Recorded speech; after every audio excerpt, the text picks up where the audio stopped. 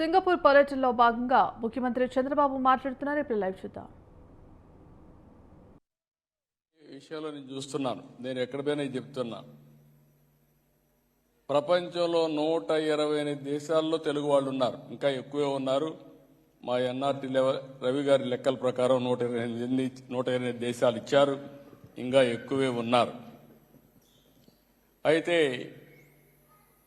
ఎక్కడ ఎత్తుక్కోవాల్సిన పని లేదు. ఏ దేశానికి వెళ్ళి ఒక పాష్ లొకాలిటీకి పోయి గట్టిగా తెలుగులో మాట్లాడితే 100 మంది గ్యాదర్ అయిపోతారు.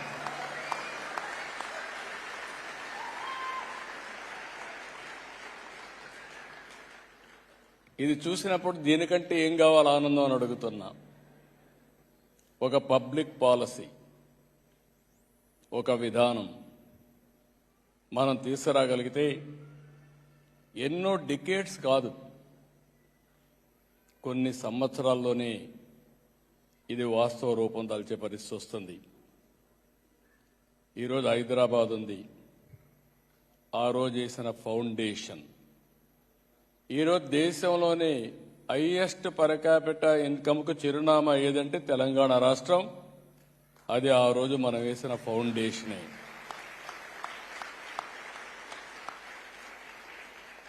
ఇప్పుడే నేను సింగపూర్ దేశానికి వచ్చాం. ఈరోజు వాళ్ళు 60వ స్వాతంత్ర దినాన్ని జరుపుకుంటున్నారు. ఈ సంవత్సరం 60 ఏళ్లే.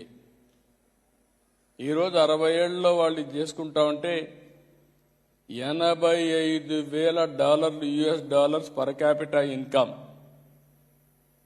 నాకు ఈ దేశం మీద చాలా అభిమానం, రెండోది గౌరవం కూడా. ఈ దేశం అంటే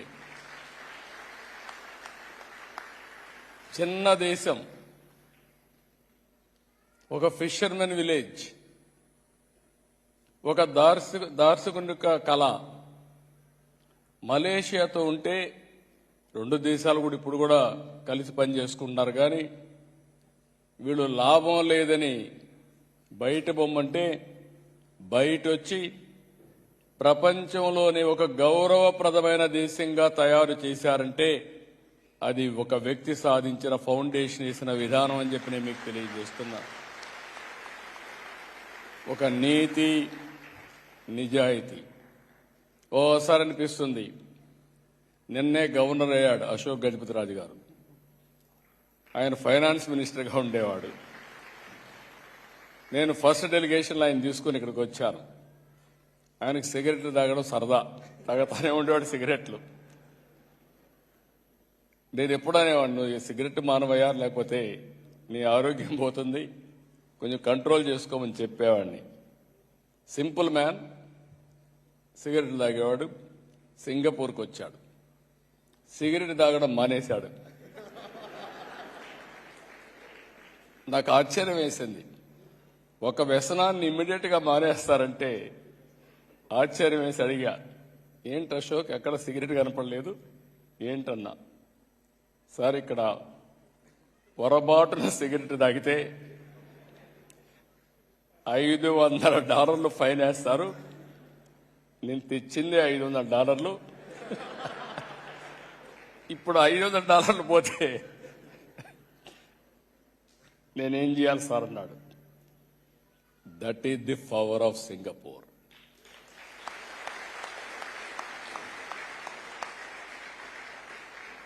చాలా మంది దేశాన్ని గురించి మాట్లాడుతూ ఉంటారు, ఎక్కడా డబ్బులు తీసుకోరని. నేను 4-5 సార్లు ట్రై చేశాను,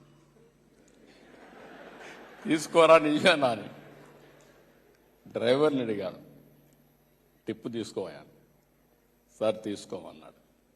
ఏంటన్నా, అలవాటు లేదు సార్, ఇక్కడ తీసుకుంటే కరెక్ట్ కాదు, మీరు తీసుకోమన్నాడు. నేను అడిగాను, ఏంటా ఎవరు డబ్బులు తీసుకోరా అన్నాను.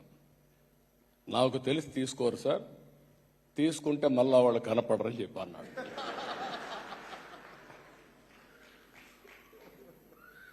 అంటే ఇవన్నీ చూసిన తర్వాత నాకు అడ్మిరేషన్ పెరిగింది. నేను ఇక్కడికి వచ్చేవాడిని, లీ కువాన్ యూ గారిని కలిసేవాడిని. నేను ఒకరోజు తెల్లవారితో నిద్రలేసి ఎక్కడ చూసినా కాగితం కనపడేది కాదు. తెల్లవారితో ఆలోచించి హైదరాబాద్లో ఎక్కడ చూసినా కాగితాలే. అది చూసిన తర్వాత నాకు అనిపించింది, మనం కూడా ఇలాంటి ప్రాక్టీస్ చేయాలని ఎట్లా చేస్తున్నారంటే, రాత్రి బయలుదేరి రాత్రంతా మొత్తం ఊరంతా తిరిగి కడాన ఈ చెత్త ఏ విధంగా కలెక్ట్ చేస్తున్నారో చూసిన తర్వాత ఆ చెత్తని అప్పట్లోనే ఎనర్జీగా కన్వర్ట్ చేసే ప్లాంట్ కూడా వెళ్ళి చూసిన తర్వాత డిటో రాత్రి క్లీన్ చేసే వ్యవస్థ ఆంధ్రప్రదేశ్లో హైదరాబాద్ తీసుకొచ్చి ముందుకు పోయాం. అది వచ్చిన తర్వాత చాలాసార్లు నేను అప్పుడప్పుడు ఇక్కడికి వచ్చేవాడిని. లీక్వాన్ యూ గారు అందరికీ వచ్చిన వాళ్ళందరికీ చెప్పేవాడు, ఇండియాలో చాలా మంది పాలిటీషియన్స్ వస్తారు, సీఎంలు వస్తారు, వచ్చి ముస్తాఫా షాపు పోయి షాపింగ్ చేస్తారు, సంతోష్ ఐలాండ్ పోయి కసోపు ఉండి ఎంజాయ్ చేస్తారు, దాన్ని ఎక్కడికి పోవాలని ఇక్కడే కనెక్టివిటీగా వచ్చి వెళ్తా ఉంటారు. కానీ ఒకే ఒక పాలిటీషియన్ ఆంధ్ర సీఎంని చూసా, ఇక్కడికి వచ్చి ఏ విధంగా పరిశుభ్రత ఉందో చూసిన తర్వాత దాన్ని అమలు చేశాడంటే అది నా అడ్మిరేషన్ చెప్పనే పరిస్థితికి వచ్చాడు. ఎందుకు ఈ విషయం చెప్పానంటే, అలాంటి దేశంలో ఈరోజు 40,000 మంది తెలుగు వాళ్ళు ఉన్నారంటే చాలా గర్వంగా ఉంది, ఆనందంగా ఉంది. దీనికి మిమ్మల్ని అందరినీ అభినందిస్తున్నా. ఈరోజు మన వాళ్ళు ఎక్కడికి పోయినా, ఏ దేశం పోయినా మన వాళ్ళు ఉన్నారు. దగ్గర 40-50 లక్షల మంది వివిధ దేశాల్లో ఉన్నారు తెలుగు వాళ్ళందరూ. నా ఉద్దేశం ఒకటి, 8 లక్షల మంది తెలుగు వాళ్ళు ఉన్నాం, ఇటు ఆంధ్ర తెలంగాణ రెండు కలిపి. భవిష్యత్తులో ఈరోజు మీరందరూ గుర్తుపెట్టుకోవాలి, ఒకప్పుడు ఎక్కడన్నా పని చేయాలంటే ఆ ఊర్లో ఉండే పని చేయాలి. ఇప్పుడు పరిస్థితులన్నీ మారిపోయినాయి. నేను కూడా ప్రమోట్ చేస్తున్నా, think globally, act globally, distance is not the constraint. ఎక్కడున్నా నువ్వు కంపెనీ ఒక నాలెడ్జ్ ఎకానమీలో కంపెనీ ఫ్లోట్ చేయాలంటే ఆటోమేటిక్గా ఫ్లోట్ చేసే అవకాశం వస్తుంది. నేను మొన్నే చూశాను, ఇలాంటి వాళ్ళు చాలా మందిని స్ఫూర్తి తీసుకుంటా ఉంటారు. నేను ఫస్ట్ నుంచి మీకు ఒక మాట చెప్పేవాడిని, ఇప్పుడే మన మిత్రులు కూడా చెప్పారు. నేను హైదరాబాద్లో ఐటీ ప్రమోట్ చేసినప్పుడు మన వాళ్ళందరూ జాబ్ వర్కులు చేసేవాళ్ళు. నేను హైదరాబాద్లో ముందు ఫస్ట్ టైం ఆంధ్రప్రదేశ్లో ముఖ్యమంత్రి అయినప్పుడు ఆడబిడ్డలు చదువుకునేవాళ్ళు కాదు. తల్లిదండ్రులు కూడా ఆడబిడ్డలందరినీ పెళ్లిళ్ళు చేసి పంపించాలి కాబట్టి చదివించకుండా మగపిల్లలు మాత్రం చదివించేవాళ్ళు.